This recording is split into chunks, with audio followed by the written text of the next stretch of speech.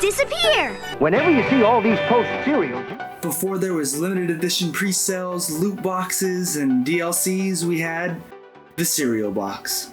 If you're a kid from the 80s, the 90s, or the 2000s, you didn't just eat cereal. You mined it.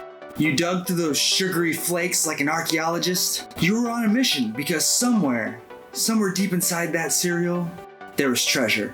Sometimes it was a toy, sometimes it was a computer game. Sometimes it was just a choking hazard with the logo on it. But whatever it was, it made breakfast epic. This is the story of how toy makers, game studios, and sugar companies combined forces. They teamed up to control Saturday mornings.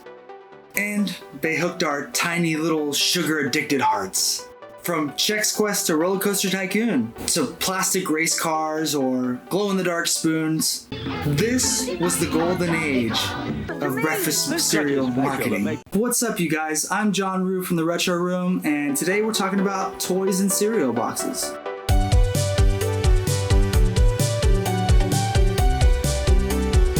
And it all started in the 1950s, when they realized kids just don't want to eat sugar only, they want toys. There are 6,000 of these prizes in the Post-Alphabet Toy Sweepstakes, and it's easy to win as ABC. They wanted to collect things.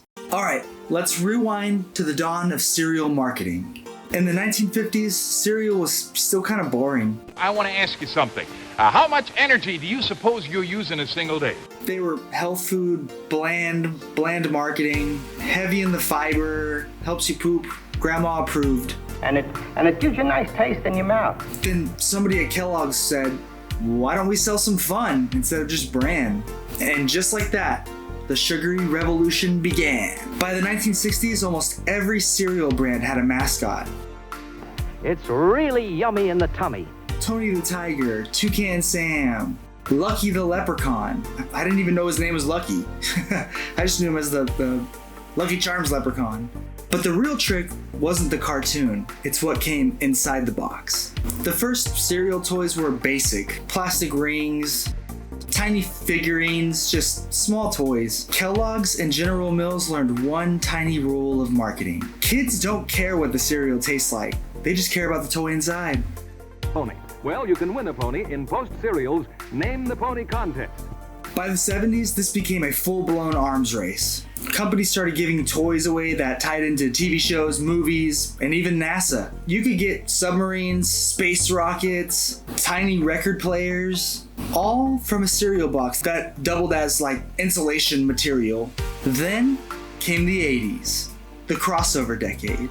Cereal companies realized they could partner with toy lines, cartoons, and games, all feeding into each other. You didn't just buy cereal at this point, you bought a universe. Let's talk about the big one, Nintendo Cereal System. In 1988, Ralston released a cereal that was half Super Mario Bros., half Legend of Zelda. Super epic. 2 cereals, 1 box. Each side had its own flavor, shape, and branding. It was basically a double dose of sugar grenade, powered by Nintendo. It came with collectible cards, sweepstakes, and a slogan, breakfast is now the most exciting part of your day. 2 cereals in 1, wow! But here's the thing, it worked. Nintendo cereal, short-lived, but kids f***ing loved it. They went nuts for it. And it set off a trend to where cereal companies wanted video games involved in any way that they could have them. By the 90s, more computers were showing up in homes. And that's when cereal brands got a new idea. What if instead of a cheap plastic toy, we gave video games? It was cheaper than a toy, took up less space, and it had that sweet futuristic appeal of edutainment. And that's when we got Chex Quest, the most legendary cereal box game ever made, some would say. Released in 1996, Chex Quest was a total conversion of Doom. Yes, the actual Doom engine, but reskinned to be kid-friendly. Instead of demons, you blasted phlegmoids with a spoon-shaped Zorcher. It was free in boxes of Chex, and it totally ruled. Chex Quest became a cult hit. It was clean, colorful, and surprisingly well made. It won a Golden Effie Award for marketing, spawned sequels, and even got a modern HD remake decades later. It's one of the rare cases of advertising that people actually loved. And then came Capn Crunchs Crunchling Adventures, a weird little 1999 PC game that was half virtual pet and half cereal simulator. You raised a crunchling, basically a furry gremlin. You'd feed it cereal and train it to fight a villain called the Crunchium Thief. It was strange and sugary and somehow better than most games on Steam today. It ran on Windows 95 and Windows 98 and shipped on CD ROM. They tucked it in that little cereal box of yours. It's remembered fondly by kids who grew up in the AOL era, the same demographic who later discovered Progs or Proggies and Flash games.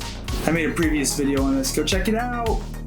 Other cereals got in on it too. General Mills put out demo discs of Age of Empires, Roller Coaster Tycoon, all in boxes of Lucky Charms and Cheerios. Even Frosted Flakes had tie-ins with Disney and sports games. These discs were often promotional demos or mini games. They played in small resolutions, and half the time they crashed. But for millions of kids, it was their first experience with PC gaming. And let's not forget the toys, because not every kid had a computer. If you grew up in the 90s, you probably remember Crazy Bones, Pogs, Micro Racers, or those little sticky hands that collected crumbs all over the place. They all made appearances in cereal boxes. Some were cool, some were junk, but they were all coated in that fine, sweet, sugary dust. Cereal toys became collectibles, kind of a pop culture currency. There were Star Wars figures, Pokemon spinners, mini Hot Wheels cars, Powerpuff Girl keychains, glow-in-the-dark spoons, and holographic stickers. If you were lucky, you got the toy you wanted. If not, you would get 6 identical toys of the same type. And the weirdest part? All of this legal marketing was aimed directly at children. O's and goes. Tastes real good. Tricks are for kids. Tricks are for kids. The FTC didn't start cracking down until the mid-2000s, when someone realized kids are basically being bribed with sugar and plastic. I like you, kid. On toast. Slimy yet satisfying. But for a while, it worked beautifully. Cereal boxes weren't just breakfast. They were the first loot boxes. Every morning was a gamble, and no one cared because the milk was cold and the toys were free. By the early 2000s, the golden era of cereal box chaos was starting to fade. Computers were faster, games were bigger, and kids were moving online. You couldn't just slap a CD ROM into a cereal box anymore, especially when half of them needed a 56K modem just to load the intro. Cereal brands tried to keep up. They experimented with download codes, flash games, and website tie-ins. I mean, it's crazy. Capn Crunch had his own website full of mini-games at one point. General Mills ran a contest where you could unlock digital comics or wallpapers, but none of it had the same magic as cracking open a box and finding a physical toy. And the 2000s were when the fun police showed up. The FTC and health advocacy groups, they all came out in droves. Turns out, marketing lots of sugar and toys to kids probably isn't the best thing ever. And it isn't really nutritionally responsible. Who knew? In 2006, they introduced guidelines on how you can advertise foods to children. And that meant no more animated websites or anything to lure kids into high sugar products marketed as healthy breakfasts. Companies like Kelloggs, General Mills, and Post had to tone it down. And with that, the age of cereal box toys and video games fizzled out. But let's be real, this wasn't just about the toys. It was about imagination. We didn't just eat cereal, we collected it. We played with it. And sometimes it even became fashion accessory. I mean, who doesn't remember glow-in-the-dark spoons? Those things were literally engineering marvels. Some brands tried to evolve, like Kellogg's making augmented reality cereal boxes that you could scan with your phone. They might launch a game or something, but by then smartphones have caught up and you have apps for everything. The novelty of it was gone. The toy inbox era was officially over. Still, for those of us who grew up in it, it left a mark. Cereal boxes were the original gamer merch. They were our gateway to collecting and obsessing with something. It's amazing how much effort, when you think about it, went into something that you just dump milk onto and eat. Weird times.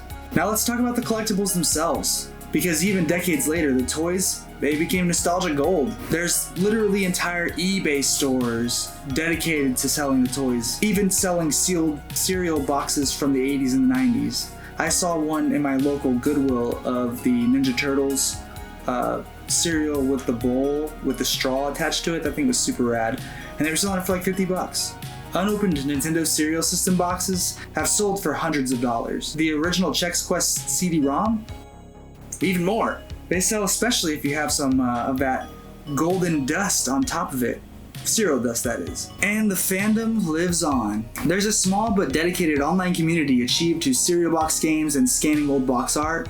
Websites like chexquest.org and fan preservation projects on archive.org keep pixelated memories alive.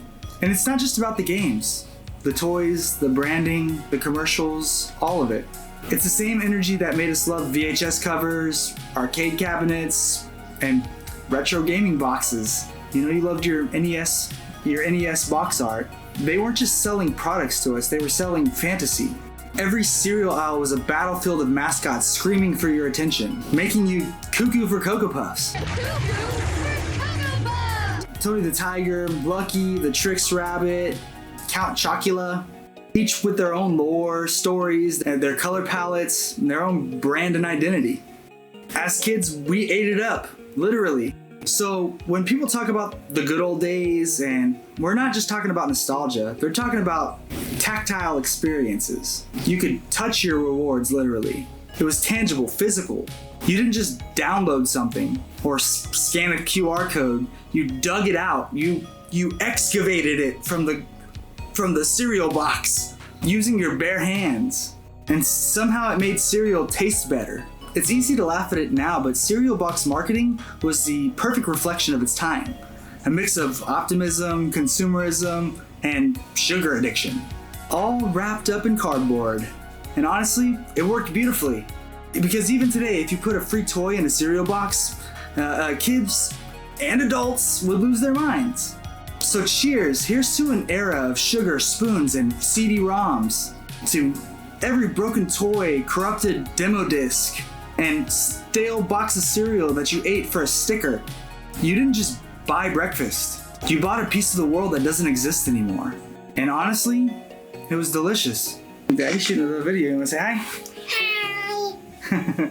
We're talking about cereal toys. Does that sound cool? What cereal toys? They used to put toys inside of cereal boxes. Whenever you buy cereal, you get a toy inside. Let's do that. They don't do it anymore. Why? It's a long story. I'll tell you someday, okay? Say, I love you! I love you! Thank you so much for watching. If you grew up in the age of cereal box video games, drop a comment about your favorite one. Don't forget to hit like and subscribe. Maybe go eat something with a toy in it.